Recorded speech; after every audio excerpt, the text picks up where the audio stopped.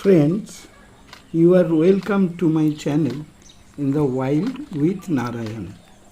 Today, I will tell you a real story of the Jungle Queen. The place of the story was the Fato Zone in Jim Corbett National Park. It occurred during the burning summer in 2024. With a lot of expectation, we started our afternoon safari. We were earnestly praying to God for tiger sighting. We reached the green talau and were waiting eagerly.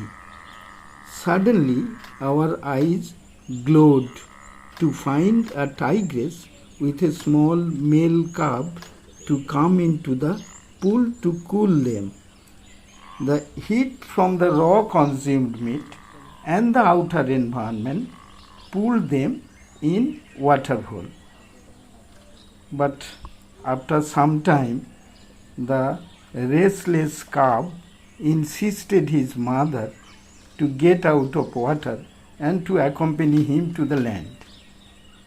But the mother needed more cooling comfort. The annoyed cub called his mother with his immature voice. The mother affectionately shook her head and asked to wait for some more time. The cub was afraid of losing his mother and came back to her.